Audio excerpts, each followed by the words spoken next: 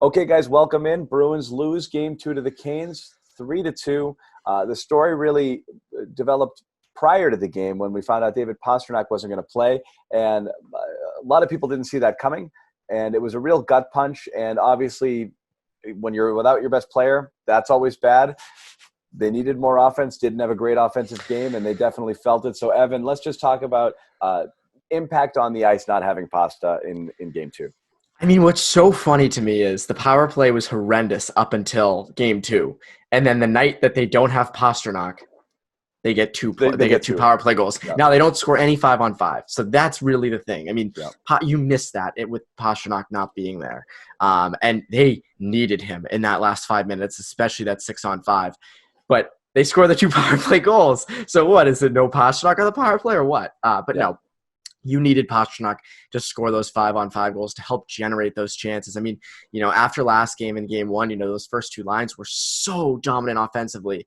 And all the Bruins wanted to do was to be able to kind of continue that dominance. And that second line, was good in the offensive zone for the most part, not so much in the defensive zone. But offensively, they were great. Pastrnak, though, just such a missing piece and kind of stops the momentum. And now, granted, the first line's the first line. It's hard to sit here and say, well, it's going to ruin everything for them. Sure. They'll be fine. But to miss him for that game, it's loss. Everything. And look, how many games this year prior to the stoppage last year did they win an entire game? They dominated an entire game simply because the first line accounted for 6 goals. They're everything. It was like half their wins, the game they won entirely because the first line was so dominant that nothing else anybody did on the ice mattered. And you want to see that. We haven't seen enough of that in the playoffs. You want to see that carry through because, as you wrote about after game 1, the Krejci line has been phenomenal, and they were pretty good again tonight. They've been great, minus DeBrusque, who needs a hand transplant, but Kasha's been great. They've been really solid. And when you have 2 lines clicking like that with that much sustained pressure, who can play 2 ways, forget about it. The Bruins are a really tough out with that. And you take Pasta out and it completely changes the entire dynamic. Yeah, and it changes, who you put on the ice for the 6-on-5. You're out there with 3 minutes left with Krejci, Marchand, and Bergeron. That's a line that is it never happens. Right. And on top of that, you have you're missing so many chances. You're missing that potent one-timer on the power play. You're missing just, the good board play. You're missing the zone entries that are so good. I tweeted this earlier before game 2. The reason Bergeron scored that OT winner in game 1 was because of the chemistry that Marchand and Pastrnak had on that zone entry. Yep. Bjork was great. I thought Bjork for the most of the game was fine with them. Sure. And Cassidy said this after the game. You can't replace Pasta. Yeah. You can't. And also on top of that, he's the best goal scorer in the league. Can't replace him. Yes. What are we talking about? Of course you can't. Right? Exactly. And Bjork is not a finisher by nature. No, but he can skate with those guys and they can control the puck, but you need a guy to finish. And again, 4 goals in the round robin was scary coming in. And again, you wrote about that heading into the playoffs. The goal scoring drought was worrisome. They score 4 in game 1. You feel a little better, but you're right. 2 power play goals. They were lucky to get the second one because that was a crap call that probably shouldn't have been made. Not only the call shouldn't have been made, that should have been a 2-on-1 in the other way.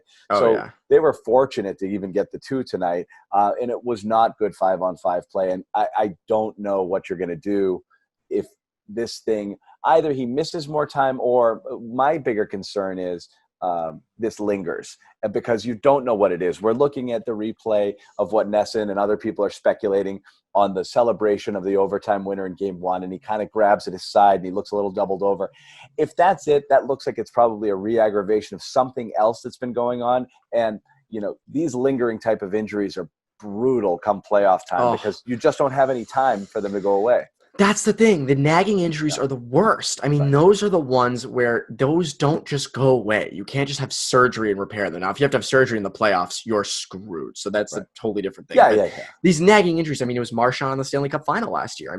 He re-injured his hand or his thumb or his wrist, whatever it was, in the scrimmage before game 1. He got whacked on the finger or something, right? Yeah, and that lasted the entire Cup final. And so, again, Pastrnak, it's not the issue of Pastrnak playing game 3, although it is a quick turnaround. You have 12 p.m. on a Saturday, but it's more of oh my God, how's this going to impact them down the road in their quest for the cup? I mean, that's a legit thing. And your number one goal scorer has an issue with whatever it is. We won't find it out. They can't tell us. So it has an issue with something, and you can't really fix it if it's nagging. That's an issue. That's a huge issue. So it's going to be very interesting to see how they manage it going on here. Yeah, and that's the problem too. You win game 2, you might look at it and say, let's give him a little extra time in game 3. You win that one, maybe you think about giving him the series, but you put yourself in a position. It's possible you may kick the can down the road a little bit and might say, 2-3 days, I don't know what's going to give it, but 5, 6, 7 days, he might be 100%.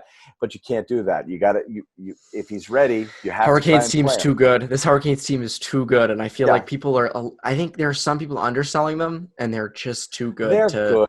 That's the problem. They're a 5 or a 6 seed, and the Bruins are a 1 seed, and it's a first round matchup that's probably more suited for a second round matchup. It's exactly it. It's a second round, and that's it. This is a second round opponent. This isn't a cupcake that a team like the Bruins should be facing, who should be the number 1 seed because they were the most dominant team in hockey all season long. And honestly, the round robin was bullshit in the play-in. Yeah, they should have been handed a number 1 seed. That's my opinion. It'll continue to be so, but that's a tough one because you're right. This is a tough opponent, so they're going to need Pastrnak. We'll see. I'm a little worried, Evan. We're not going to know a thing until about 30 minutes prior to puck drop on Saturday. It's going to be a tweet that the Bruins send out just like they did before Game 2, and that'll be that. David Pastrnak is dead. That'll just be it. That'll just be it. We don't know where he is. It's like Yoenis Cespedes. We don't know where he went.